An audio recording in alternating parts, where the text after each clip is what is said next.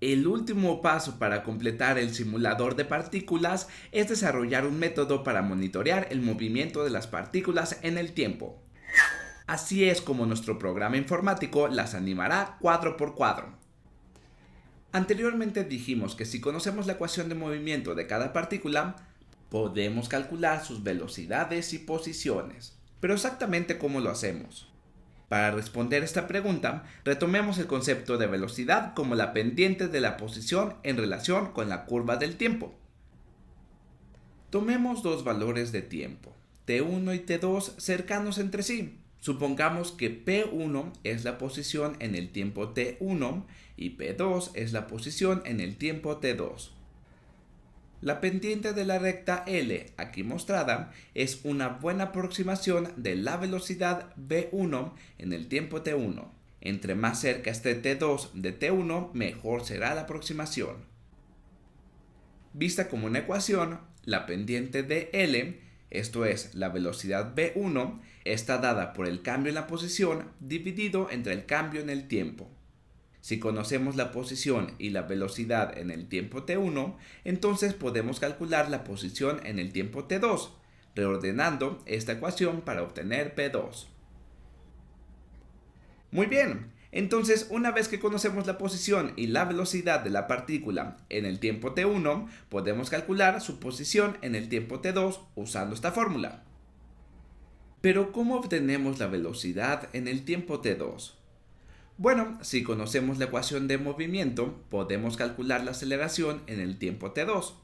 Por ejemplo, si únicamente la gravedad está actuando sobre la partícula, entonces la aceleración es constante y está dada por la constante gravitacional g. También sabemos que la aceleración es la pendiente de la velocidad en relación con la curva de tiempo, lo cual significa que la gravedad es igual al cambio en la velocidad dividido entre el cambio en el tiempo. También podemos obtener v2. Ahora que conocemos P2 y V2, podemos repetir este proceso para calcular P3 y V3 y así sucesivamente tantas veces como queramos. Pongamos un ejemplo. Supongamos que al comienzo de nuestra simulación establecemos nuestro parámetro de tiempo t en 0. Nuestra partícula es s.p1 con velocidad v1 y el vector gravedad g apunta hacia abajo.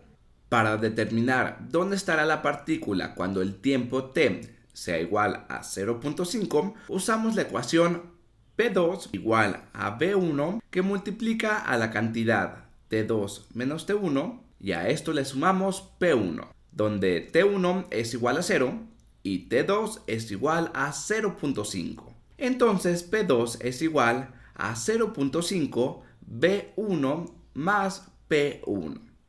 Lo que significa que P2 está a mitad de camino entre la cola y la cabeza de V1. Y para determinar V2, decimos que V2 es igual a G por la cantidad de T2 menos T1 y a esto le sumamos V1. Aquí G es el vector gravitacional que apunta hacia abajo y que en la Tierra tiene una magnitud de 9.8 metros por segundo al cuadrado. Una vez más, T2 menos T1 es 0.5, así que V2 es igual a 0.5G más V1. Bien, ahora podemos calcular la posición y la velocidad en t igual a 1 usando las mismas fórmulas. Resulta bastante tedioso hacer esto a mano, pero es relativamente sencillo programar una computadora para que haga todos estos cálculos por nosotros, como este. ¡Felicidades! Ahora tenemos todos los elementos que necesitamos para crear un simulador de pelotas de ping pong. En el último ejercicio podrás poner a prueba tus conocimientos acerca de estos conceptos antes de empezar a crear tus propias y sorprendentes simulaciones de partículas.